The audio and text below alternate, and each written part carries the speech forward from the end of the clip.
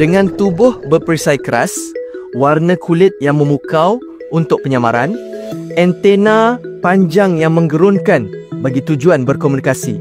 Namanya pula datang daripada habitatnya yang suka bersembunyi di celahan batu karang. Udang karang atau lobster ini menjadi antara penghuni laut yang paling menarik perhatian. Siang ia bersembunyi dan pada waktu malam pula ia memburu mangsanya. Haiwan merayap di dasar laut ini mempunyai nilai komersial yang tinggi, menjadi buruan para nelayan dan penyelam di serata dunia.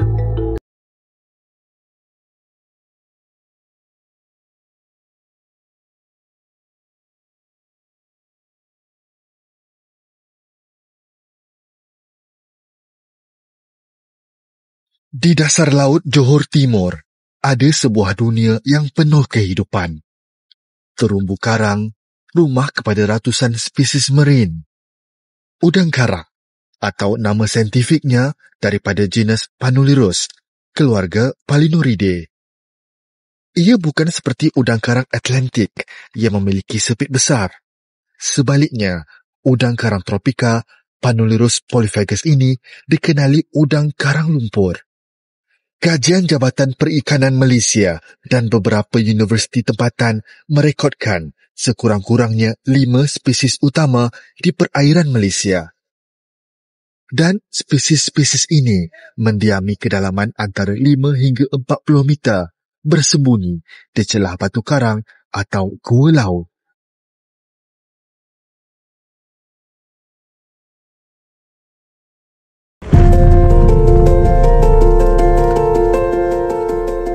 Salahuddin Abu Bakar, seorang anggota penyelamat pantai dan penyelam tegar dari Tanjung Balau. Sebagai anak nelayan sejak usia remaja, laut inilah sekolahnya dan karang menjadi gurunya.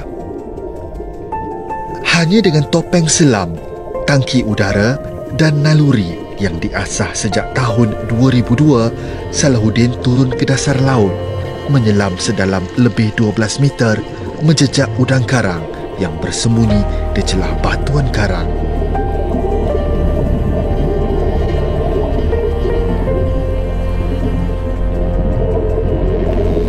Masa saya kecil di kampung tu saya tak tahu. Bila saya berpindah di Tanjung Balau ni, banyak nelayan-nelayan kat Tanjung Balau ni, dia balik ada menjaring udang karang ni lah. Tengok, banyak dapat . Oh, di Tanjung Balau ni ada udang karang rupanya. Di situlah dia timbul minat tu. Saya cubalah menangkap udang karang ni. Banyak jumpa dalam belah ekor gitulah. Satu pun tak dapat . Susah nak tangkap udang karang je kan. Besok saya cuba lagi. Besok dah mula dapat seekor, 2 ekor. Sampailah satu masa tahun bertahun gitu saya dah jadi macam kata orang dah biasa tangkap, dah senang lah, mudah lah. Lebih 20 tahun berpengalaman dalam pencarian dan menangkap udang karang lumpur. Setiap tarikan nafas dan gerakan sirip kaki melawan sunyi. Dia menelusuri celahan batu karang, mencari udang karang yang bersembunyi di dunia sepi. Laut hari ini tidak mudah. Arusnya deras, penglihatan terbatas. Namun bagi penyelam ini, setiap selaman bukan sekadar mencari rezeki, tetapi satu perjuangan. Mula-mula menceburi untuk menyelam udang karang ni, bagi saya keperluan. Sebab zaman tu saya susah lah, maklum lah. Anak baru-baru nak belajar. Lepas tu saya baru-baru kerja, gaji pun tak berapa besar. Jadi bila tak time cuti apa, bagi saya keperluan, saya turun untuk menambah rezeki. Saya mulalah mencari udang karang tu. Bila cari pendapatan lumayan. Jadi di situ saya pergi bukan untuk keperluan lain, masih untuk jual lah. Ada sekali tu pernah awal-awal lagi lah, dalam tahun 2010 ke gitu. Dalam 3 bulan macam tu saya pernah dapat dekat hampir 40,000 macam tu untuk menyelam dekat. Sebab saya boleh beli peralatan yang baik dengan duit udang karang tu.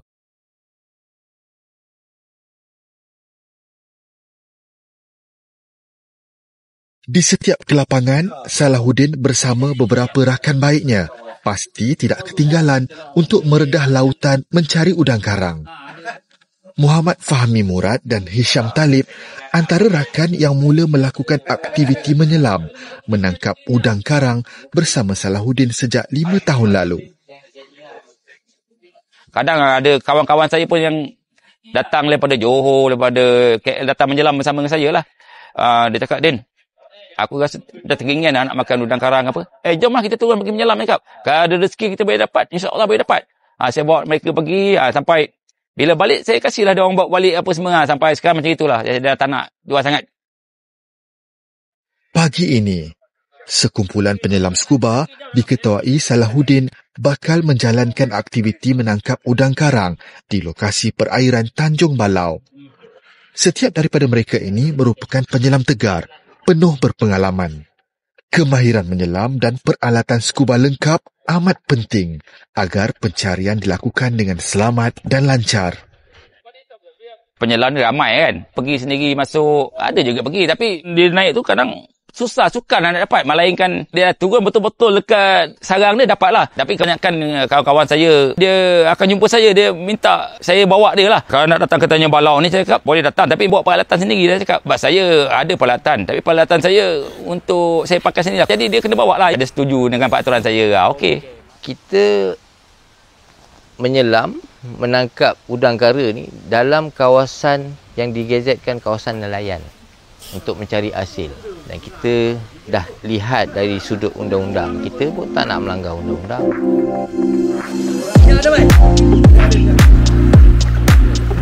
Penemuan spesies udang karang di perairan Johor bukan lagi menjadi rahsia bagi penduduk tempatan. Selain nelayan kampung, penyelam daripada luar kawasan juga turut mengambil peluang menangkap udang karang. Ini menjadi kelebihan buat Salahuddin sebagai pelopor penyelam yang menangkap sendiri udang karang di Tanjung Balau. Sebenarnya di laut ni tak boleh cakap terlalu tinggi, terlalu apa kan. Ini semua datangnya daripada Allah Ta'ala. Kalau ada beri kita kebenaran untuk dapat lah. Kalau diizinkan. Sebenarnya bila saya bawa tu kadang jarang lah. Kalau bahasa sekarang cakap kumpul, jarang kumpul lah. Sikit sebanyak kata orang mesti ada dapat lah, insya-Allah lah.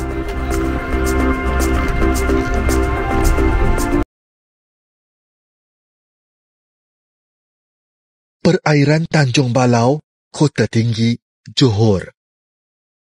Menyingkap hasil hidupan marin premium yang sukar diperolehi, udang karang. Di sini, penangkapan udang karang dilakukan secara konvensional oleh para nelayan tempatan menggunakan peralatan menangkap ikan. Apa yang menariknya di Tanjung Balau ini, adanya penduduk tempatan yang menyelam untuk menangkap udang karang dengan menggunakan tangan kosong. Abang Din, sekarang kita berada di perairan Tanjung Balau ni, di mana banyaknya udang karang Yeah. Mungkin boleh ceritakan macam mana sebenarnya cara nak menangkap udang karang tu sendiri? Cara mudah aja, okey Okey. Oh, tengok. letak atas pula Okey. Alright. Mula-mula kita ambil janggut macam ni. Dia dalam air kita tak nampak muka dia tau. Tak nampak tu, nampak janggut dia je ke kanan. Tarik yang belah kanan ni. Okey, tarik macam ni. Kalau dia melawan, kita biar je tarik macam tu. Kita lepaskan? Lepaskan. Masih kasih lembut lah. Kasih kostankan sikit tu. Okey, tarik pelan-pelan. Sampai ke pangkal ni. Ini kalau macam ni, dia dah duduk dalam lubang macam tu. Kita kena rentap dia keluar. Dia dah keluar je, baru ambil daripada bawah ni. Pegang daripada bawah? Ada macam ni. Dia dah tak boleh buat apa macam ni. Okay. Adakah dia akan melawan selepas tu? Ada melawan. Tapi bila kita dah pegang ni, walaupun dia melawan, kita tarik dia tak boleh buat apa dah. Tapi kalau macam sini, awak tarik kat sini, dia melawan, putus yang ni. Okey, Abang Din sebenarnya ni dah berpengalaman selama lebih 20 tahun sebagai seorang penyelam yang menangkap udang karang ni. Jadi, untuk menangkap ni secara realiti dia, kita nampak pada permukaan senang je. Tapi, betul. Hakikatnya, dia memerlukan satunya, keberanian. Kedua, teknik menangkap udang karang yang betul. Dan ketiga, yang paling penting ialah pengalaman mengetahui kawasan sarang udang karang tu sendiri. Buat pertama kali, saya akan cuba untuk merasai sendiri pengalaman untuk menyelam di kedalaman hampir 12 meter, merasai sendiri, mencari sendiri, menangkap udang karang ni yang terkenal sebagai hasil laut berharga di kawasan ini. Okey, Abang Dim, boleh kita siap-siap sekarang? Boleh. Okey, tak ada masalah.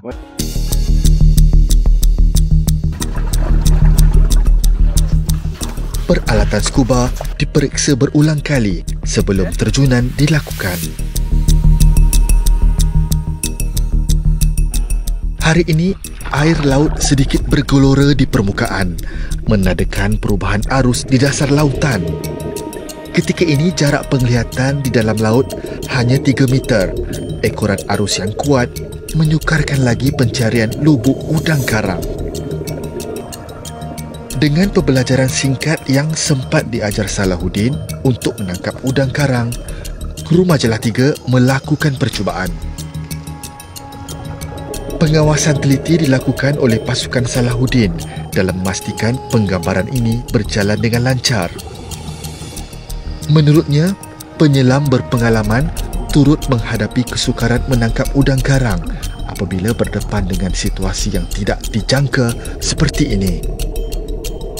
Untuk penggambaran Majalah 3 ni, saya sebenarnya nak terima penggambaran Majalah 3, saya macam serba salah, macam nervous juga. Saya cakap, saya lama juga berfikirlah bila ditawarkan macam ni kan. Saya cakap, boleh tak boleh aku nak bawa. Ini berat punya cerita kan, bukan main ni. Bila masuk bawah, Allah, saya cakap, ini dengan pandangan air yang dekat, lepas tu dengan arusnya lagi, lepas tu dengan suti bagi saya, susah juga benda ni, bukan senang. Tapi kru-kru Majalah 3 pada saya pun hebat juga lah, baguslah. Kalau kurang sikit sajalah, tapi walaupun dengan keadaan yang sukar, dengan ombak, dengan pandangan yang dekat, dengan halangan daripada batu ataupun apa benda-benda lagi, tapi pada saya kru Majalah 3 ni walaupun sukar, tapi diorang ni semangat atau hati dia memang mantap lah untuk nak mendapatkan buat kerja yang terbaik pada saya. Biarpun hanya perlu menggunakan tangan, menangkap udang karang tidak mudah. Kedudukan udang karang yang jauh ke dalam batuan karang menyulitkan lagi usaha penangkapan. Ditambah pula serakan debuan pasir yang mengaburkan pandangan ketika proses pergelutan.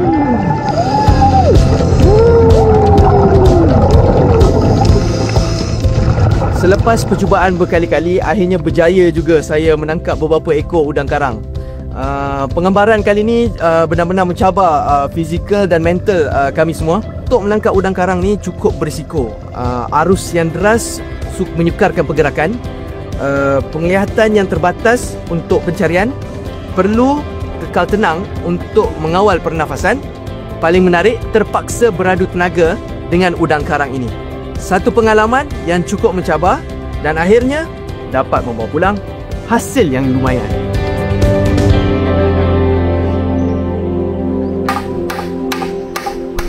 Nelayan kampung di kawasan perairan Johor Timur ini masih menggunakan penangkapan cara tradisional. Peralatan seperti jaring dan bubu digunakan untuk menangkap udang karang dalam kuantiti yang lebih banyak. Suratman Omar, nelayan dari kampung berhampiran, sering ke Tanjung Balau untuk mencari hasil hidupan laut. Dia juga berkemahiran menghasilkan perangkap bubu sendiri. Bubu yang usang perlu diganti setiap tahun, terutamanya selepas musim tengkujuh. 30 biji, 40 biji. Dawai itu sekarang beli 3 gulung. Kayu cari sendiri, rotan cari sendiri. Kalau nak ikutkan upah semualah, rasa saya 1 biji itu tak lari 300. Setiap tahun bubu baru, memang bubu baru. Bubu tu dah tak boleh pakai. Dia satu sekali jalan aja. Kalau kata dia bulan 5 turun, bulan 5, bulan 6, bulan 7, 8, 9, 10, 11, 12 dah tak boleh. Kita pun dah tak boleh keluar ke laut. Alun kuat.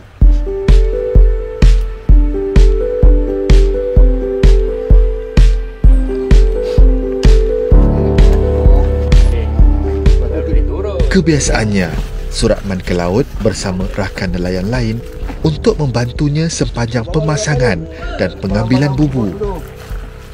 Sebaik sahaja air pasang, Suratman mula bergerak ke lokasi udang karang. Pengalaman lebih 20 tahun meredah ombak lautan sebagai anak nelayan, dia sudah arif dengan lokasi pencarian di perairan ini. Tanjung Balau kini kerap menjadi lokasi pencarian udang karang oleh para nelayan dari luar kawasan. Sebenarnya pengerang nombor 1 lubuk udang karang ni memang banyak, bermula daripada Sungai Rengit sampai ke Tanjung Sendiri. Perairan kita luas, memang banyak udang karang. Di sini cakap yang menjaring udang karang ni makin ramai cakap, sebab kadang bila saya nak pergi menyelam ni, saya tengok dia menggunakan tanda-tanda jaring tu, ada bendera atas dia kan. Tengok bendera, banyak bendera. Jadi saya bila nak bawa orang, saya akan lari daripada jaring tu. Maknanya saya akan nyelam ke tepi lah. Sebab kalau nyelam dekat jaring dia tu risiko lah kan, takut tersangkut ke apa ke. Sebelum ini, Suratman hanya bergantung kepada penangkapan pelbagai spesies ikan menggunakan perangkap bubu sahaja. Namun, dia mula mencari udang karang jika ada permintaan. Pasang bubu ni dalam bulan 4 atau bulan 5. Dah buat, hantar semua. Seminggu. Lepas tu, kita pergi ambil. Tengoklah. Terus angkat lagi. Tengok ada kita bubuh lagi kat situ. Tengok minggu akan datang. Kadang-kadang tak ada. Banyak tak banyak lah. Kalau 30 biji tu nasi-nasi adalah 10 ekor, 15 ekor. Kalau dapat daripada bubuh tu hidup. Kita masuk gajut. Mati tu, kadang dia ambil juga tapi murah lah harga. Macam Pak Man dapat, sampai kita balik, okey, dah sampai balik. Kita dah kemas barang kita ni, lobster ni kan. Standby dah siap, terus hantar Sungai Rengit. Terus jemput okey. Suratman meletakkan bubunya di berpuluh lokasi sepanjang perairan Tanjung Balau dan sejauh 10 km dari kawasan pantai. Beberapa minggu ini, hasil tangkapan udang karang Suratman tidaklah begitu memberangsangkan. Asam garam nelayan. Menangkap udang karang menggunakan peralatan seringkali bergantung kepada nasib dan lokasi. Ada ketikanya, Suratman hanya mampu pulang dengan tangan kosong. Namun, dia tetap optimis. Kalau pasal bubu ni, memang hebat. Kita tarik aja pelampung, tengok rasa dah, rasa. Deg. Kan? Angkat aja tengok hitam. Alamak, itu yang paling baik itu. Nikmat dia memang, lobster kadang campur dengan ikan sekali. Kalau lobster je. Hasil tangkapan beberapa ekor udang karang ini merupakan permulaan yang baik buat Suratman. Lobster geng. Alamak. Masih banyak bubu berbaki yang perlu diperiksa dan dibersihkan. Baik punya. Kota Tinggi, Johor. Perairan Pengerang panjangnya sehingga 30 km. Namun, pada jarak 10 km dari persisiran pantai, ia menjadi mahligai hidupan marin istimewa, si udang karang. Hampir setengah jam perjalanan, Salahuddin dan rakannya tiba ke lubuk sarang udang karang. Mencari dan menangkap udang karang lumpur ini penuh dengan rancau. Hanya penyelam tempatan berpengalaman seperti Salahuddin sahaja mampu mengenali habitat spesies udang ini. Kita menyelam udang karang ni bukan di kawasan macam pulau lah contohnya. Air jernih kan. Udang karang ni dia tak suka duduk tempat air jernih-jernih. Dia macam nak kena macam air dah keruh sikit. Lepas tu lagi satu risiko di Tanjung Balau ni di kawasan perairan Desaru ni lah. Arus kuat di bawah. Kalau macam kita naik motor tu, lebih kurang kelajuan dekat kadang sampai 40 km laju. Kalau macam siapa nak macam jumpa saya, dia nak jelam. Bukan semudah itu boleh lah. Kena siapkan sedia diri dulu. Stamina apa semua kena lebih. Lepas tu pengalaman, cari pengalaman. Tapi terpulang lah. Kita pun tak boleh halang, tak boleh apa. Laut ni luas. Terpulang pada dia pergi sendiri. Itu terpulang pada dia. Tapi kalau apa ada risiko, kita tak bertanggungjawab lah. Dia kalau pada Banjalan 3 contohnya, kalau orang tengok ingat mudah. Saya pesan, memang tak mudah.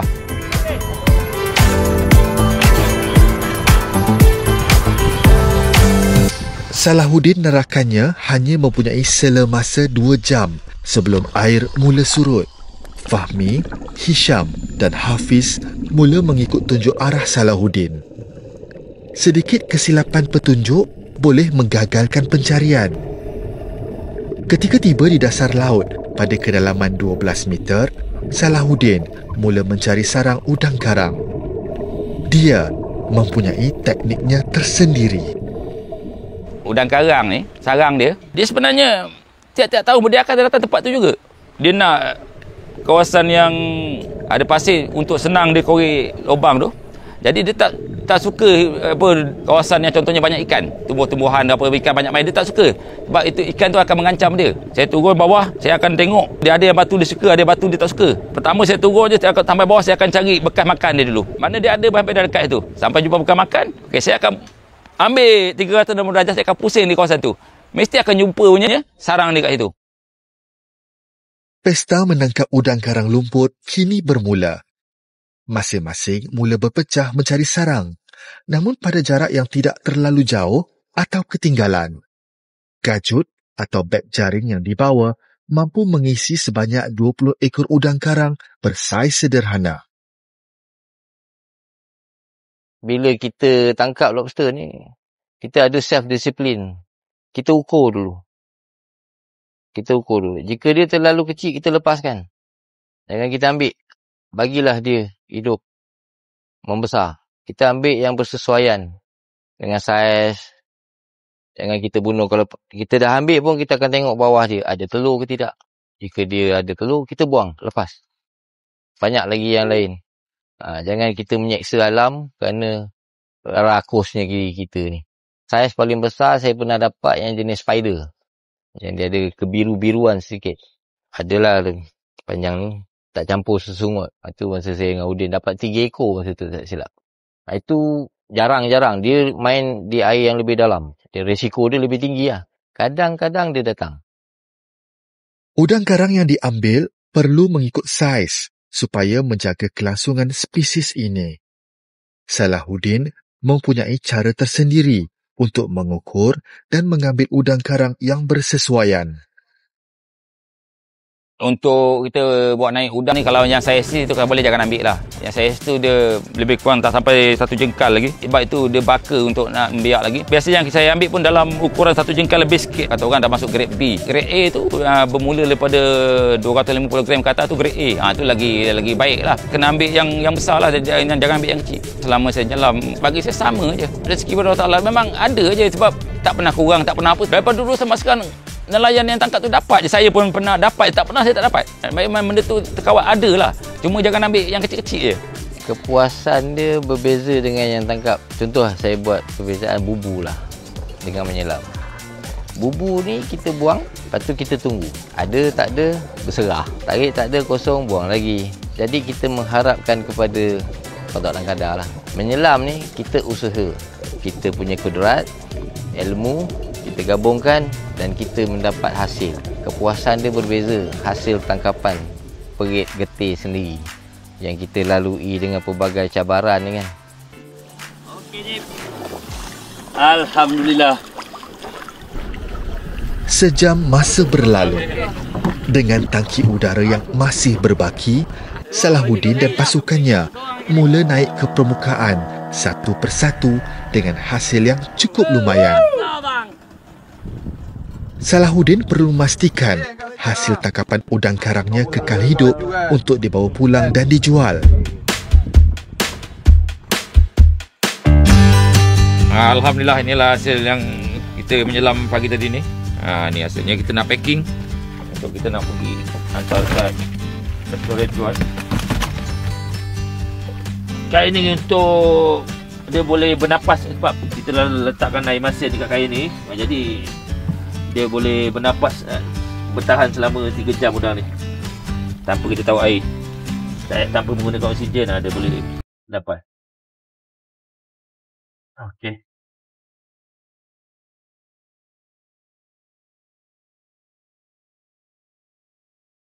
Kepuasan yang tidak dapat digambarkan. Membawa pulang hasil dengan usaha kudrat sendiri. Cukup sekadar keperluan masing-masing.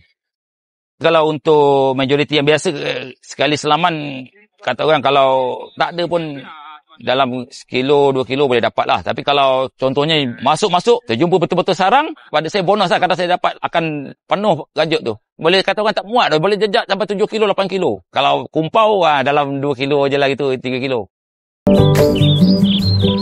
Di darat, hasil tangkapan udang karang dibahagi sama rata.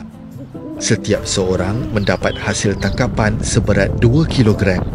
Salahuddin bagaikan membawa pulang trofi kemenangan setelah lelah bergelut menangkap haiwan unik ini untuk dikongsi bersama keluarga. Kalau untuk bawa balik ke rumah ni, kerap bawa balik. Tapi saya pernah bawa balik yang besar, tapi isteri saya, anak saya tak nak yang besar.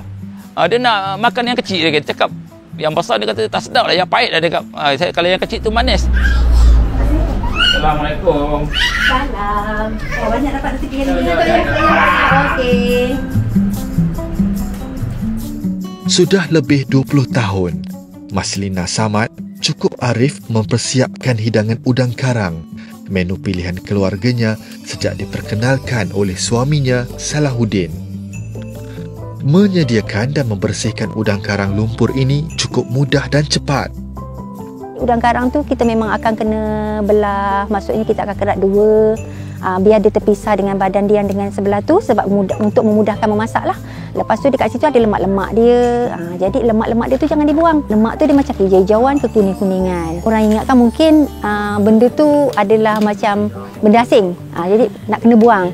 Tapi pada sebenarnya tidak. Benda tu lagi akan melemakkan lagi udang tersebut. Jadi kalau nak proses untuk membasuh dia pun tak perlu dengan yang air yang begitu kuat, nak bersih sangat. Sebab benda tu memang datangnya daripada air masin. Jadi datang pun bukan daripada berlumpur ke apa. Jadi tak ada masalah pun untuk cuci yang lebih kurang saja. Udang karang, menu tradisi penduduk kampung nelayan Tanjung Balau. Terdapat pelbagai cara masakan menggunakan udang karang.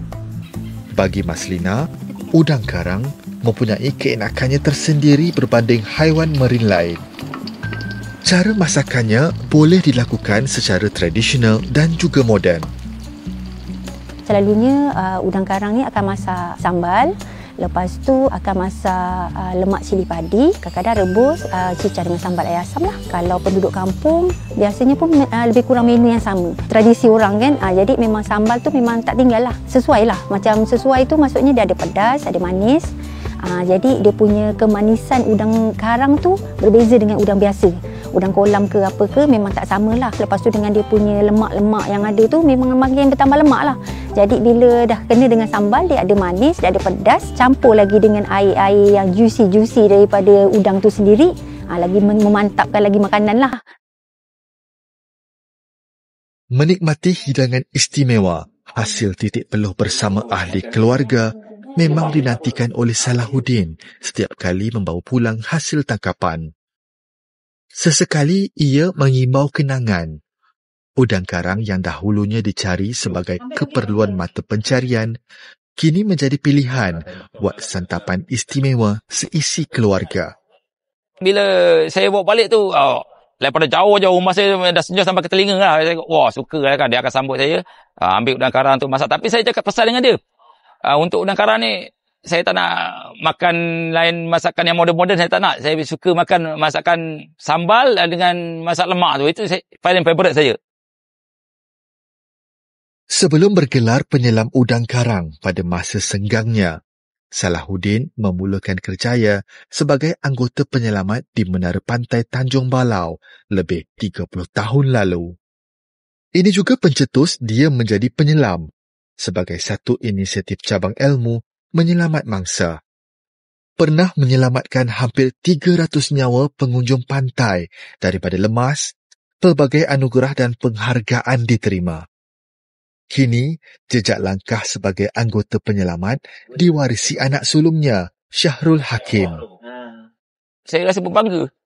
Walaupun kerja penyelamat ni kata orang, pelajaran dia tak berapa tinggi, tak apa. Tapi saya bangga. Anak saya ikut jejak saya, dia pun menyambung warisan daripada saya, generasi saya, dia dapat membantu masyarakat. Jadi, bila anak saya dah tunjuk ilmu pada anak saya, dia pandai berenang, pandai apa, alhamdulillah saya rasa berbangga dia dapat ikut jejak saya, dapat membantu. Saya tak ada halangan, saya akan terapkan pada diri untuk semangat untuk jati diri dia lebih kuat daripada saya lagi. Kalau dia nak selamatkan orang memang tak pernah nampak sebenarnya. Bila orang cakap ada orang lemah, tiba-tiba naik, memang dia dah selamatkan orang. Saya memang tak pernah nampak lah cara-cara dia pergi menyelamatkan orang ke apa ke. Saya dengar pun daripada mulut orang lain lah. Kalau dia pergi tu memang risaulah lagi kalau dia kata nak pergi menyelam kan. Sebab benda ni lagi tak nampak dekat bawah. Kalau setakat dia dapat anugerah ke apa, kita tumpang bangga lah. Sebab bukan untuk orang ramai je, penolong lah untuk orang-orang yang ada di sekeliling kampung untuk keselamatan pantai. Tumpang gembira lah untuk dia. Untuk pengiktirafan ataupun dapat apa-apa habuan, sebenarnya saya tak nak. Sebab saya cakap betul daripada saya cakap kerja saya ni, lillahi ta'ala memang saya memang nak membantu orang kerana Allah Ta'ala. Kalau dapat apa itu bagi saya, alhamdulillah lah, rezeki lah. Tapi saya tidak mengharap sesuatu imbuhan daripada orang. Assalamualaikum dan selamat petang kepada pengunjung Pantai Tanjung Balau. Okey, satu peringatan kepada pengunjung. Utamakan keselamatan anda ketika berada di pantai. Setiap hari di Pantai Tanjung Balau, Salahuddin menjalankan rutin pemantauan dan penjagaan keselamatan pengunjung pantai. Sebagai Ketua Penyelamat di Menara Pantai Tanjung Balau di bawah Lembaga Kemajuan Johor Tenggara, Kejora, dia turut dibantu kaki tangan yang berdedikasi. Dalam sepanjang kariernya ini, banyak kisah suka duka dilaluinya. terutamanya melibatkan hidup dan mati. Setiap detik kejadian mengajarnya menjadi manusia yang lebih bersyukur.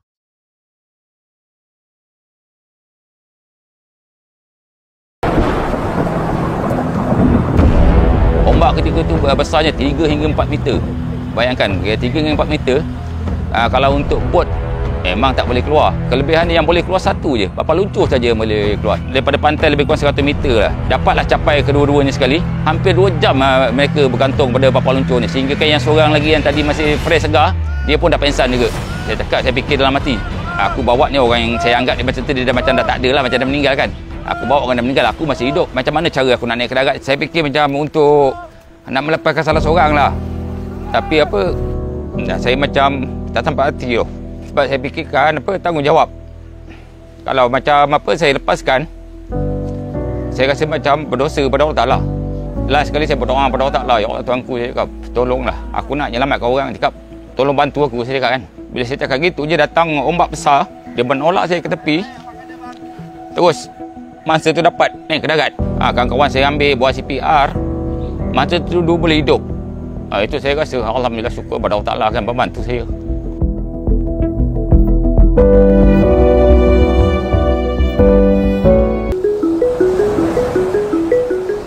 Kehadiran habitat spesies udang karang di perairan Johor Timur menarik perhatian seorang aktivis biodiversity, Muhammad Zikri, untuk menyelidik spesies marin ini di perairan Tanjung Balau. Zikri mendapatkan khidmat bantuan Salahuddin untuk menjejak lokasi dan mendapatkan spesimen udang karang bagi tujuan pengumpulan data. Di perairan Johor memang spesies inilah spesies mud ataupun spiny mud lobster ataupun lobster berduri kawasan berlumpur lah. Yang mana kita boleh jumpa dia, beza dia pada warna warna dia lebih kehijauan dan sikit oranye. Dan juga kita boleh lihat lah saiz dia lebih kecil lah berbanding dengan spiny ataupun lobster berduri yang lebih besar lah, seperti spesies ornatus ataupun mutiara. Dia punya antena ada antenus yang mana dia untuk mengesan 3 faktor utama lah untuk keselamatan dia, untuk pemakanan dia, dan juga kalau antena dia akan lebih untuk kesan pheromones kehadiran betina untuk dia mating. Manakala mata dia pula ni dia akan lihat dari segi blind colour lah, dia tak ada warna. Dia akan lihat pada shadow ataupun dia akan lihat pergerakan lah. Kita nak tahu kematangan lobster kita dapat ni, sama ada kita boleh ambil atau kita perlu lepaskan semula lah. Jadi kita akan ukur dari segi carapace, itu daripada kepala ke leher ini. Kita akan check lah ukuran dia, kematangan dia. Kita akan catatkan berapa panjang dia, sampel dan juga carapace length ukuran. Bawah ni kita boleh tengok, kalau betina dia akan betul di kawasan bawah ni lah. Sebaiknya lah kalau lobster yang bertelur ni kita lepaskan semula ke environment lah ataupun ke persekitaran asal dia, supaya dia boleh membiak dengan lebih banyak demi kelestarian lobster ini. Beberapa kajian ada dilaksanakan, kita dapati bilangan ni masih ada dan masih dalam keadaan baik. Namun sekiranya kita tak kawal ataupun pengambilan saiz ni, dia akan boleh mengakibatkan spesies ni ataupun hilangan lah atau pupus lah, makin berkurang.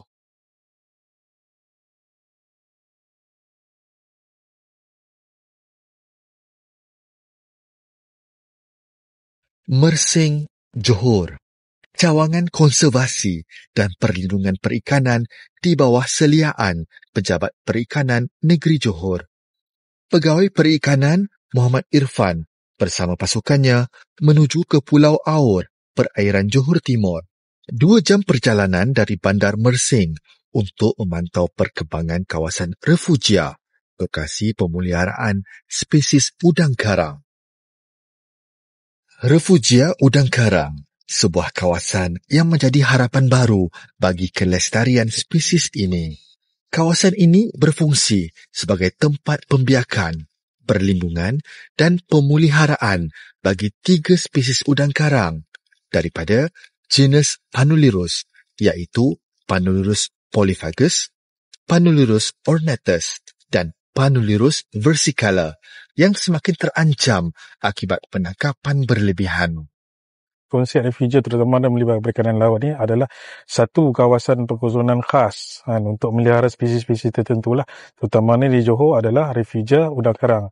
Jadi refugia ni sangat penting di mana ianya memberi peluang kepada juvenile dan juga anak-anak benih yang kecil untuk meluang membesar. Kalau kita melibatkan antara langkah-langkah proaktif yang telah diambilkan oleh Jabatan Perikanan di dalam melaksanakan refugia ni adalah kita membuat seperti kawasan musim tertutup, iaitu refugia tu di selatan Pulau lah. Keluasan dia hampir 1,700 km persegi di mana tiada boleh penangkapan dilakukan di kawasan tersebut bermula daripada Disember sehingga Februari setiap tahun.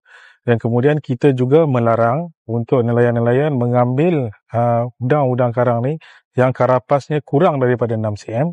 Dan kita juga membuat larangan kepada nelayan-nelayan ataupun aktiviti penangkapan ikan yang di mana hendaklah brod yang mempunyai telur tu induk betina dilepaskan.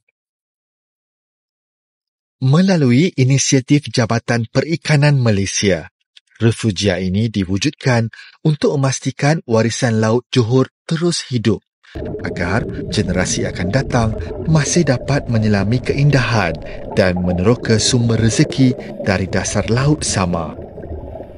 Cabaran dalam memastikan kebersanan refugia ni adalah terutamanya kita lihat dari segi perairan kita ni adalah perairan yang luas. Kita perlu kuatkan penguasaan dan kedua juga kita ada juga kekangan lah daripada kefahaman sendirilah penduduk nelayan tempatan yang kita perlu didik. Konsep refugia ni adalah untuk memastikan kelestarian sumber marin pada masa akan datang.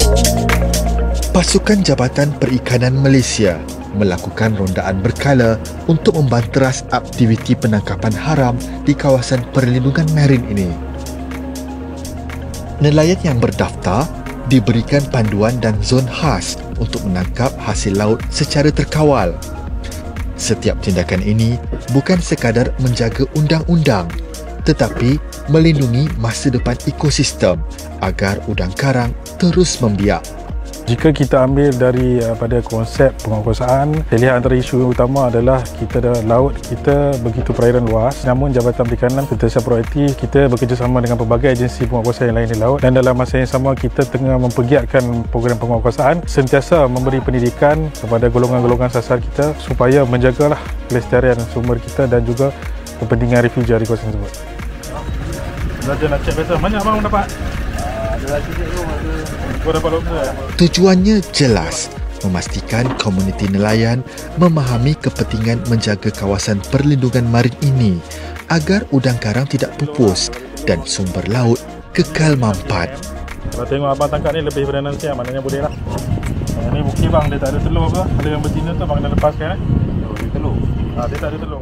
Di Johor ni memang mendapat permintaan yang tinggi lah sebab dia adalah dikategori sebagai makanan yang premium, terutamanya di kawasan Kuartus Tinggi lah, Sungai Rengit, Tanjung Balau dan juga Tanjung Leman kerana jumlah pendaratannya agak tinggi lah. Jadi kesimpulannya refugia ni berfungsi bukannya lah untuk menutup kawasan tangkapan nelayan, tak. Harapan kami agar refugia ini dapat diterima oleh semua pihak lah sebab ini sangat penting demi menjaga keterjaminan sumber makanan kita lah pada masa hadapan.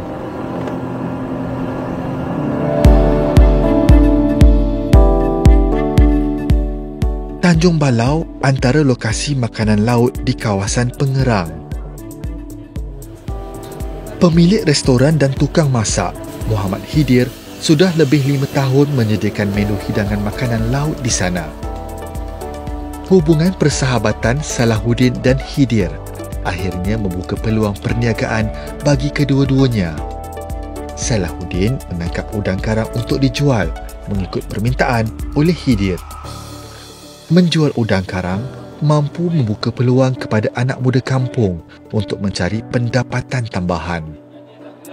Kebiasaan lobster yang didapat ni memang saiz-saiz yang untuk buat jualan lah.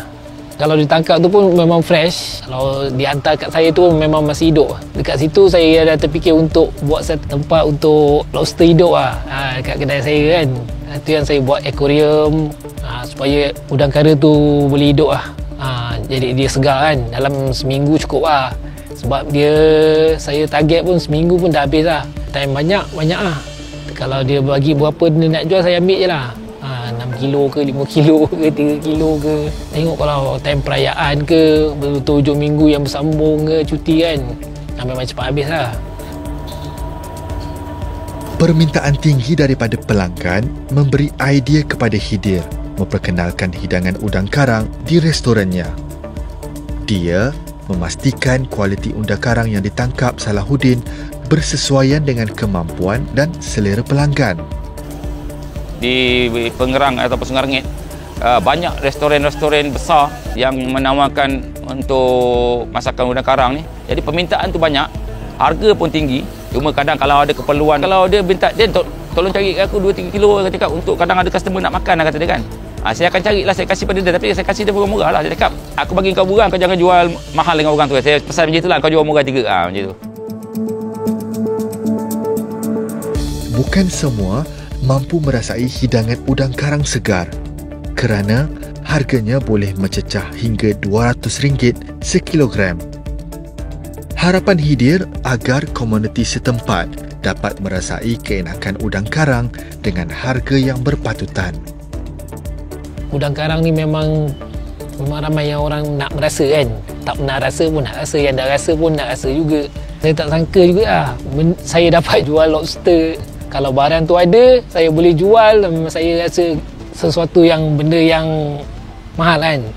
Walaupun seko ke orang makan pun, orang teruja lah kalau nak makan benda tu. Dia macam special lah. Makanan Tanjung Balau ni bukan disukai orang tempatan je. Tapi orang-orang luar pun juga nak merasa lah. Udang karang Tanjung Balau kan. Biasa kita dengar dekat Sabah yang banyak kan. Kat sini pun ada ke udang karang. Tak sangka. Di dasar laut perairan Pengerang, ada kisah ketabahan dan kehidupan. Kisah penyelam yang mempertaruhkan nyawa hingga usaha menjaga kawasan refugia berpaksikan satu harapan.